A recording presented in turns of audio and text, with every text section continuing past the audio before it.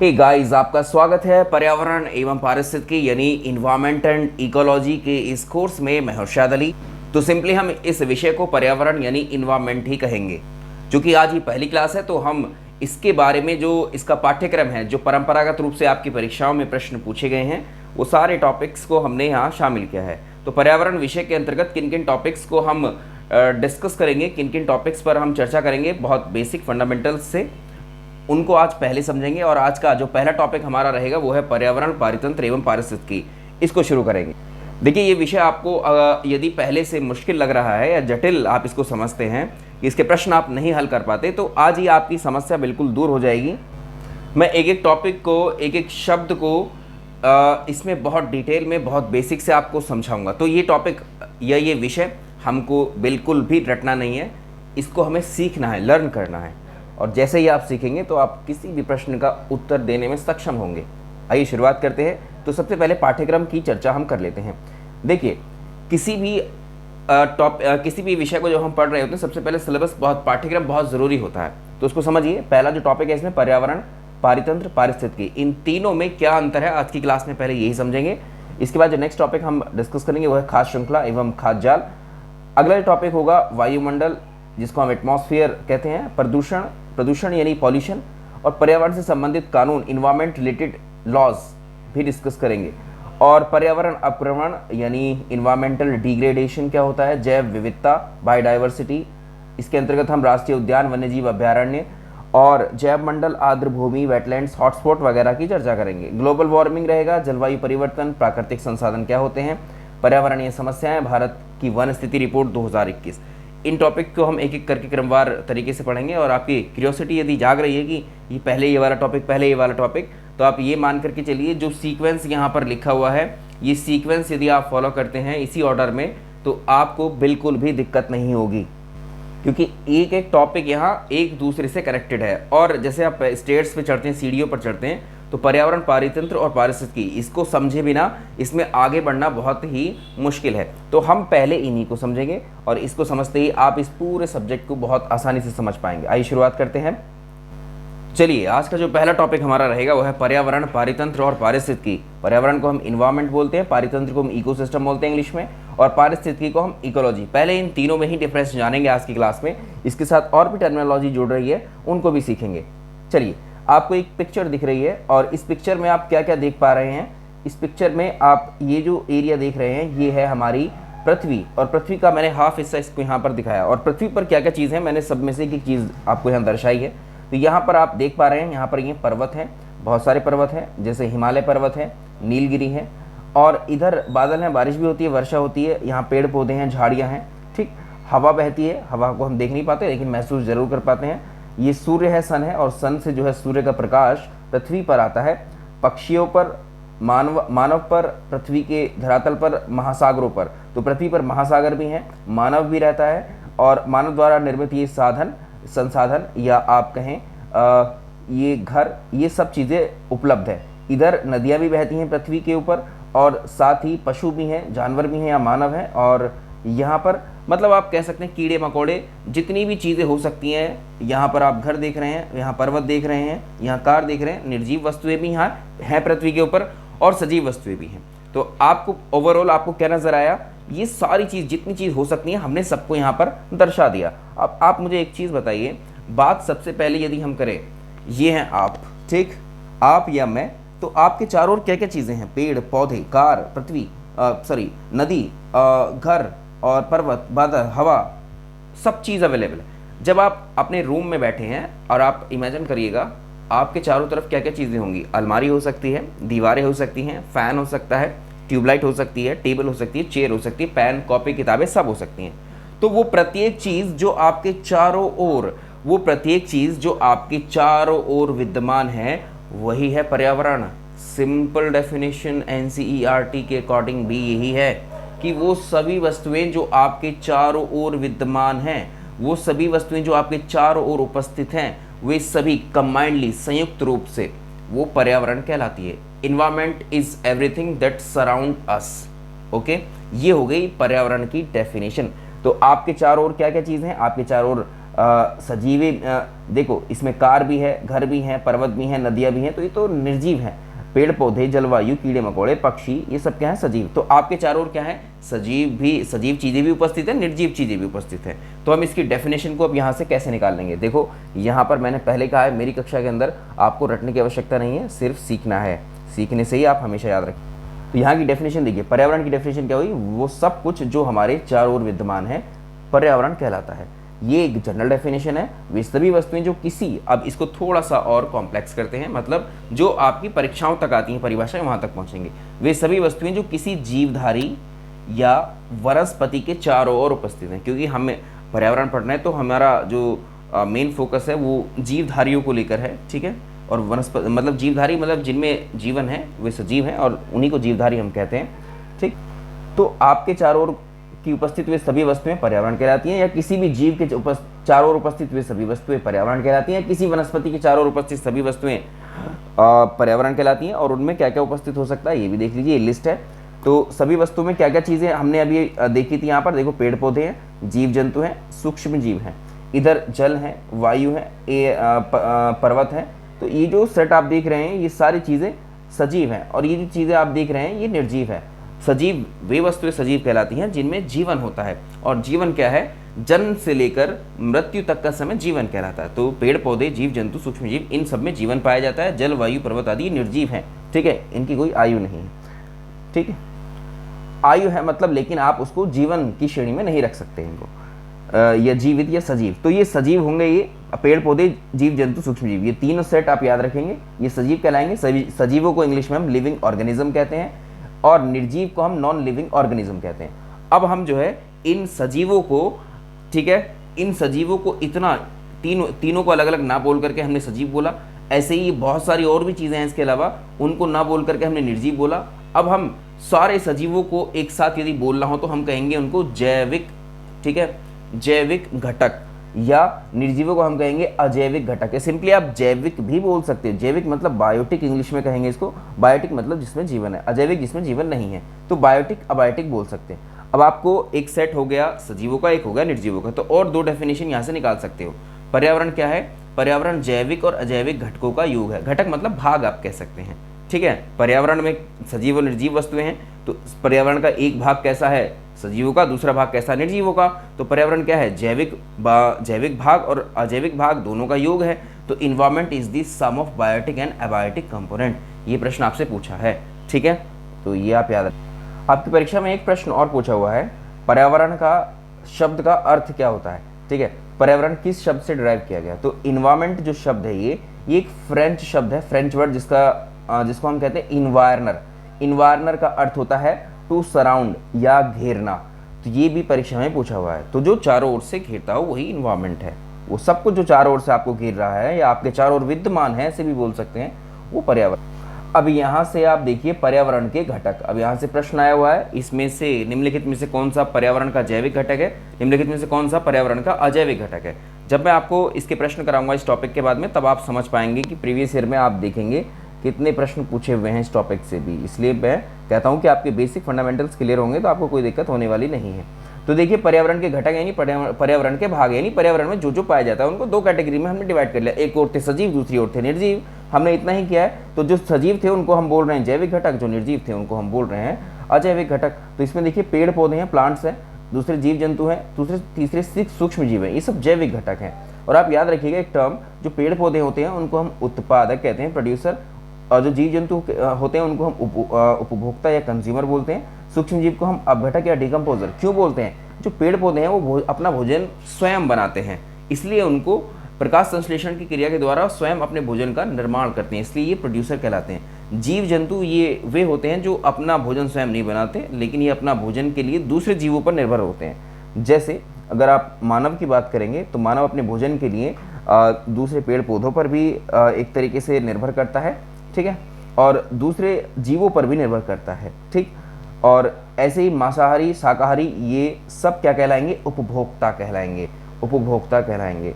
सूक्ष्म अब घटक हैं, अगर यदि उत्पादक की और उपभोक्ता की, यानी पेड़ पौधे, जीव जंतु जब मरते हैं, डेड हो जाते हैं, तो आप देखेंगे उनको धीरे धीरे उन पर कार्य करके वो एक तरीके से उनको खत्म करने का काम करते हैं अपघटक डीकम्पोजर। ठीक, ये तो हो गया आपके जैविक घटक। अजैविक घटक की लिस्ट में आप देख लेंगे वो सारी चीज़ जो निर्जीव हैं। अब उसमें कुछ प्राकृतिक हैं, कुछ कृत्रिम हैं। ठीक है, जैसे प्राकृतिक में प्रकाश है, वायु है, भूमि है, नदी है, झील है, ये प्राकृतिक अबायोटिक कंपोनेंट है। कृत्रिम अगर आप देखेंगे जो मानव द्वारा निर्मित होती हैं, ये प्रकृति ने हमें दी है, ऑटोमेटिकली हमें मिली हैं। सड़क, बांध, नहर, किताब आदि ये सब क्या है, ये इंसान ने बनाई है, कृत्रिम आर्टिफिशियल है। तो जो मानव निर्मित है तो आप जानते हैं जैविक है। ठीक है, अब इसमें समझ लीजिए कि पर्यावरण के प्रकार किसको, पर्यावरण के प्रकार कौन कौन से हैं। एक प्रश्न आपकी परीक्षा में है प्रीवियस ईयर में, मैंने कहा है कि जब प्रश्न कराऊंगा तो आपको तब ये चीज़ क्लियर हो जाएगी।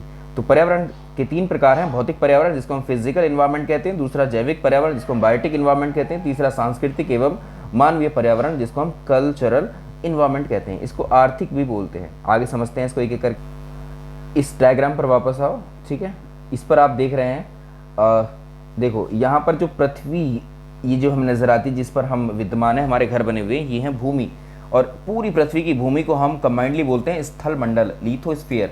ठीक है, तो इसमें पृथ्वी पर बनी हुई जितनी भी, लिथोस्फीयर में पृथ्वी पर बनी हुई जितनी स्थलाकृतियां हैं, स्थल से तो बनी हैं, पर्वत हैं, पठार हैं, मैदान हैं, ठीक है, झील, झरने, लैंडफॉर्म्स जो भी हैं, पर्यावरण पर रहने वाले जीव जंतुओं का जो निश्चित रूप से एक तरीके से प्रभावित करता है, और जिस पर ये जीव जंतु ये विद्यमान रहते हैं, ये है स्थल मंडल। ठीक है, ये आपको स्थल मंडल आपको नजर आ रहा होगा। ठीक है, भूमि जिसको आप कह सकते हैं, पूरी पृथ्वी की जो भूमि है स्थल मंडल है, जिस पर आपके पर्वत, मैदान, नदियाँ, ये सब अवेलेबल। दूसरा है एटमॉस्फेयर की अगर हम बात करें, यहाँ पर आपको वायु नजर आ रही, वायुमंडल। सिंपली अगर आप वायु को देखें तो हम कहते हैं कि भाई हमारे वायुमंडल में ऑक्सीजन विद्यमान है, हम ऑक्सीजन लेते हैं तभी हम जीवित रह पाते हैं। कहते हैं भाई नाइट्रोजन भी है हमारे वायुमंडल में। तो देखो हमारे चारों तरफ ये हैं हम और आप, तो हमारे चारों बहुत सारी गैसें विद्यमान होती हैं। ऐसा नहीं है कि एक सर्कल में ये यहाँ पर नाइट्रोजन है या थोड़ी सी ये ऑक्सीजन, ऐसा नहीं है। तो ये सारी बहुत सारी गैसेस हमारी चारों ओर विद्यमान है। और पृथ्वी की सतह से लेकर वो अगर आप देखेंगे, पृथ्वी की सतह से लेकर अगर आप जाएं तो लगभग एक्चुअली 1000 किलोमीटर की हाइट तक हमारी ये गैसें विद्यमान रहती हैं। तो ये गैसें एक तरीके से मिश्रित होती हैं, एक तरीके से मिक्सड होती हैं सभी एक दूसरे में। तो जितनी भी गैसें हमारी चारों ओर विद्यमान हैं, इन सभी का मिश्रण कहलाता है वायुमंडल। तो पृथ्वी पर क्या है, पृथ्वी पर, पृथ्वी की सतह से हाइट तक आप जाएंगे 1000 किलोमीटर, तो आपको क्या मिलेगा, वायुमंडल। आगे बहुत डिटेल में पढ़ेंगे, आपको यहाँ पर बहुत सारी क्यूरियोसिटी जाग रही होगी, ये सब अलग अलग टॉपिक आएंगे। ठीक है, वायुमंडल हो गया यहाँ। तो वायुमंडल क्या है, पृथ्वी के चारों ओर फैला विशाल गैसों का जो आवरण है उसको हम वायुमंडल, एटमॉस्फेयर कहते हैं। पृथ्वी पर आपने देखा है कि मैंने तो यहाँ सारा स्थल मंडल दिखाया, लेकिन यहाँ पर एक नदी भी दिखाई है। और आप जानते हैं, मैंने इसका आधा हिस्सा दिखाया पृथ्वी का, तो आप जानते हैं पृथ्वी के ऊपर 70% तो पानी ही है, जल है, जो कि महासागरों के रूप में है। तो इसको हम बोलते हैं भाई जल का इतना बड़ा क्षेत्र है पृथ्वी के ऊपर, इस इतने व्यापक और सबसे बड़े क्षेत्र को पृथ्वी पर हम बोलते हैं जलमंडल। तो पृथ्वी पर जलमंडल कहने का मतलब है पृथ्वी पर जल के जितने स्रोत हैं उन सब में आ जाएगा, जलमंडल में शामिल हो जाएगा। ठीक है, तो हम भोजन, आप जानते हैं, देखिए भोजन के बिना जीवित नहीं रह सकते, हम जल के बिना जीवित नहीं रह सकते, हम स्थल के बिना भी जीवित नहीं रह सकते, कहाँ रहोगे। तो जलमंडल के अंदर याद रखिएगा सागर, महासागर, झील, ध्रुवीय क्षेत्र, ये सब आ जाएंगे जहाँ जहाँ पानी आपको नजर आता है। अब हमने 3 चीज़ें देखी, स्थल मंडल, देखो ये भूमि वाला हिस्सा, जलमंडल, तो ये नदियाँ भी जलमंडल में ही आ जाएंगी, महासागर भी जलमंडल में आ जाएंगे, और हमने देखा वायुमंडल जिसको हवा से आप कह सकते हैं। ठीक है, लो मैंने थोड़ा और दर्शा दिया है। तो यहाँ पर ये महासागर मैंने छोटा सा दिखा दिया, लेकिन 70% पृथ्वी पर महासागर स्थल है और ये वायुमंडल। तो तीनों आप देख रहे हैं, जहाँ पर आप याद रखिए, तीनों मंडल जहाँ पर मिलकर, ये तीनों मंडल जहाँ पर मिलकर जिस पर्यावरण का निर्माण करते हैं उसे ही हम बोलते हैं भौतिक पर्यावरण। ठीक है, समझ में आया। तो ये कहलाएंगे सारे भौतिक पर्यावरण।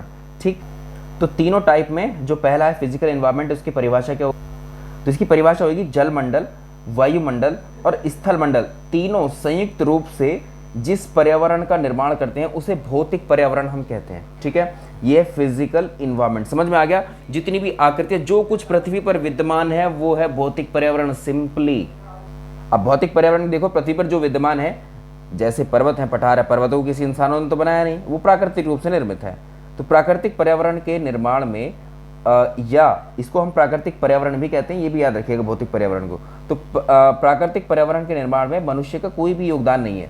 ये पूर्णतः प्राकृतिक क्रियाकलापों से ही निर्मित है। ठीक है, तो जो कुछ विद्यमान है हमारी पृथ्वी पर उसको हम बोलेंगे प्राकृतिक पर्यावरण, या हम उसको क्या बोल देंगे, भौतिक पर्यावरण। दूसरे नंबर का था बायोटिक पर्यावरण। अब बायोटिक का मतलब अभी आपने देखा जैविक, तो पर्यावरण का जैविक भाग। अब पर्यावरण के जैविक भाग में क्या थे, पशु पक्षी थे, ठीक है, कीड़े मकोड़े थे, जीव जंतु, पेड़ पौधे, जीव जंतु और सूक्ष्म जीव, ये तीनों, इनको हम कंबाइंडली क्या कहेंगे, जैविक पर्यावरण। तो इसकी परिभाषा क्या हो जाएगी, देखिए, जैविक पर्यावरण के अंतर्गत वनस्पतियां और जीव जंतुओं को शामिल किया जाता है। ठीक है, जीव जंतुओं और इनको जो भी सजीव हैं वो जैविक पर्यावरण के अंतर्गत आ जाएंगे। अब बात रही अंतिम की सांस्कृतिक पर्यावरण। देखिए, इंसान ने क्या किया है, जब इंसान इस पृथ्वी पर आया तो उसको प्राकृतिक रूप से निर्मित ही चीज़ें मिली, लेकिन उसने अपनी आवश्यकताओं के अनुसार उसने खेती करना शुरू किया, अपने लिए झोपड़ियाँ, मकान, रहना बनाना शुरू किया, और सारे मॉडिफिकेशन, सारे परिवर्तन वो करता चला गया। तो मनुष्य ने अपनी आवश्यकता के अनुसार पर्यावरण में परिवर्तन किए हैं, और पर्यावरण के मनुष्य के द्वारा परिवर्तित बदले हुए रूप को हम सांस्कृतिक पर्यावरण कहते हैं। जैसे हमारा घर है, सांस्कृतिक पर्यावरण का हिस्सा है। अब आप कहेंगे कि आप घर को क्यों पर्यावरण कह रहे हैं? हमने पहले एक बात बोली कि पृथ्वी पर या हमारे चारों ओर जो कुछ विद्यमान है वो पर्यावरण। हमारा घर क्या है, एक पर्यावरण। हमारा जो आपके सामने किताबें पढ़ी हैं वो पर्यावरण, आपके सामने टेबल है, चेयर है, घर है, ये सब पर्यावरण है। तो ये हम कहेंगे इसको सांस्कृतिक पर्यावरण, जिसमें मानव का रोल होता है, जो मानव द्वारा निर्मित है, वो पर्यावरण जो मानव द्वारा निर्मित है। सिंपली आप ये समझ गए होंगे। देखिए, आज की हमारी जो पहली क्लास है बहुत बेसिक क्लास है, इसलिए इसमें आपको 3 ही टर्म मैं डिस्कस करूंगा ताकि आपको ये कॉन्सेप्ट क्लियर हो जाए। उसके बाद में आपको इन 3 टर्म को आते ही तुरंत आपके दिमाग में कॉन्सेप्ट दौड़ेगा। ठीक, चलिए आगे चर्चा करते हैं। अब बात करते हैं, देखिए मानव है, ठीक, ये पेड़ पौधे हैं। हम जानते हैं जो पेड़ पौधे हैं, ये पेड़ पौधे अपना भोजन स्वयं बनाते हैं। अपना भोजन स्वयं ऐसे बनाते हैं, सूर्य का प्रकाश इन पौधों पर आता है, और पौधे जो है प्रकाश संश्लेषण की प्रक्रिया के दौरान अपने भोजन का निर्माण करते हैं और जीवित रहते हैं, और साथ ही ऑक्सीजन रिलीज करते हैं, वायुमंडल से कार्बन डाइऑक्साइड गैस को ले लेते हैं। ठीक, और वो ऑक्सीजन जो ये रिलीज करते हैं, उस ऑक्सीजन को हम लोग लेते हैं और हम अपना जीवन चलाते हैं, हम जिंदा रहते हैं। ठीक है, ऑक्सीजन क्या है, एक गैस, निर्जीव है। ठीक है, सूर्य का प्रकाश क्या है, निर्जीव है। लेकिन यदि सूर्य का प्रकाश ना हो तो क्या पेड़ पौधे प्रकाश संश्लेषण करेंगे? नहीं। सूर्य का प्रकाश अगर पौधे पर ना पड़े तो प्रकाश संश्लेषण की प्रक्रिया नहीं होगी, यानी जो पौधे हैं वो अपना भोजन का निर्माण नहीं कर पाएंगे और वो डेड हो जाएंगे, मर जाएंगे एक तरीके से। और इसका क्या मतलब है, ये एक निर्जीव था, सूर्य का प्रकाश तो निर्जीव था, निर्जीव एक सजीव को क्या कर रहा है, प्रभावित कर रहा है। और क्या हो रही है, इनके भाई सूर्य के प्रकाश की और भाई इस प्लांट की क्या हो रही है, एक क्रिया भी हो रही है, यानी एक दूसरे से क्रियाएं करते हैं सजीव और निर्जीव। हम लोग भी करते हैं, हम लोग आप बताइए क्या निर्जीव चीज़ों के बिना हमारा जीवन संभव है? नहीं। भोजन हम बात कर रहे हैं, देखिए कार एक निर्जीव है, लेकिन हमारी जीवन का अभिन्न अंग है। ये छाता बारिश में ज़रूर काम आता है। ठीक, तो ये सब क्या है, अगर आप देखें तो ये एक जो सजीव है वो निर्जीवों पर निर्भर होता है, जैसे हम ऑक्सीजन पर निर्भर है। ऑक्सीजन क्या है, एक निर्जीव वस्तु ही तो है, जो कि कहाँ से आ रही है, पौधों से। पौधे कहाँ से बना पा रहे हैं, सूर्य के प्रकाश की मदद से बना पा रहे हैं। तो ये हम सब निर्जीव और सजीव ये आपस में अंतःक्रियाएं करते हैं, एक दूसरे को प्रभावित करते हैं। ठीक है, ये समझ में आ गया होगा। जो सेकेंड टर्म हमको समझना है वो है पारितंत्र या पारिस्थितिकी तंत्र, इसको बोलते हैं इकोसिस्टम। अब इकोसिस्टम शब्द को सबसे पहले एजी टैंसले ने दिया था 1935 में। ये शब्द आपसे परीक्षा में पूछा गया है। इस शब्द को किसने दिया था, एजी टैंसले ने दिया था। तो इसका क्या मतलब है, पारितंत्र का, पर्यावरण का मतलब वे सभी वस्तुएं जो हमारे चारों ओर उपस्थित हैं, ये विद्यमान है, वो सब क्या कहलाएंगी, पर्यावरण। अब देखिए, वातावरण के जैविक और अजैविक घटकों की अंतःक्रिया से विकसित तंत्र को हम पारितंत्र कहते हैं। ठीक भाई, देखो अभी हमने देखा कि पेड़ पौधे जो है सूर्य के प्रकाश की मदद से फोटोसिंथेसिस कर रहे थे पेड़ पौधे, और हम जो है जो ऑक्सीजन पेड़ पौधों से निकल रही थी वो हम ले रहे थे। तो एक तरीके से क्या है भाई, जैविक के साथ भी क्रिया करता है। जैसे हम लोग हैं, हम जैविक हैं, यानी हम लोग सजीव हैं, तो हम पेड़ पौधों को भी खाते हैं, तो उनके साथ भी हम अंतः क्रियाएं कर रहे हैं, उनके साथ भी संपर्क में ही हैं, और हम निर्जीव वस्तुओं के भी संपर्क में ही हैं। ठीक है, आपके पास मोबाइल है, निर्जीव है, आप सजीव हैं, तो आप उसके संपर्क में हैं, आप उसको यूज़ भी कर रहे हैं, तो हम अंतःक्रियाएं करते हैं सजीवों के साथ, निर्जीवों के साथ। तो निर्जीव सजीव के साथ भी अंतःक्रिया कर सकता है, सजीव निर्जीव के साथ भी कर सकता है। ठीक है, तो वातावरण के जैविक और अजैविक घटकों की जो अंतःक्रियाएं होती हैं, इनसे एक सिस्टम डेवलप हो गया, और सिस्टम का मतलब एक तरीके से जो चीज़ें फिक्स हो गई हैं और चली आ रही हैं। ठीक है। तो ये बहुत सदियों से चली आ रही हैं भाई, फोटोसिंथेसिस, हम लोग सांस लेना, उसमें ऑक्सीजन लेना, ये सारी चीज़ें। तो वातावरण के जैविक और अजैविक घटकों से अंतक्रिया से विकसित तंत्र जो है इसको पारितंत्र कहेंगे। ये है पारितंत्र की डेफिनेशन। तो पर्यावरण से थोड़ा सा आगे बढ़ करके हमने इसको, अगला जो टर्म है वो है इकोलॉजी। आज के इस टॉपिक में हमने कहा था पर्यावरण, पारितंत्र और पारिस्थितिकी, इन तीनों को ही हम समझेंगे। तो इसमें जो शब्द है ये अर्नेस्ट हैकल ने दिया था इकोलॉजी शब्द, और ये पूछा जाता है। जो अभी हम पारितंत्र देख रहे थे या जो पर्यावरण देख रहे थे, तो जो पारितंत्र है, वही पारितंत्र में हम देख रहे हैं कि जो पर्यावरण है उसका जीवों के साथ संबंध है। ठीक है। तो पर्यावरण और जीवों का जो संबंध है, यदि हम इसका अध्ययन करते हैं तो इसको हम पारिस्थितिकी कह देते हैं। ठीक है। तो पारिस्थितिकी क्या है? पर्यावरण और जीवों के पारस्परिक संबंध के अध्ययन को, याद रखिएगा, अध्ययन शब्द बड़ा इंपॉर्टेंट है इसमें, ये सवाल कई बार आया। Ecology is the study of relationship between the organisms and the environment. ठीक है। तो ये 3 टर्म आज हमने डिस्कस किए। इसके अगली क्लास में आपकी क्यूरियोसिटी के लिए मैं बता दूं, जिज्ञासा आपकी रही होगी, तो बहुत सारे टर्म हैं, जैसे आपने सुने होंगे, जनसंख्या है क्या है, प्रजाति क्या है, समुदाय क्या है, बायोस्फीयर क्या है, इकोटोन क्या है, बायोम क्या है, ये सब आएगा अब नेक्स्ट क्लास में, क्योंकि हमारा बेसिक फाउंडेशन अब बन चुका है। और हम पारितंत्र के प्रकार भी देखेंगे, कितने प्रकार के पारितंत्र होते हैं, क्योंकि बेसिक क्लास है आज की पहली। तो इस क्लास को हम इतना ही डिस्कस करेंगे। आगे मिलते हैं नेक्स्ट क्लास में आपका। Thank you so much. Class कैसी लगी आप अपना फीडबैक ज़रूर दें।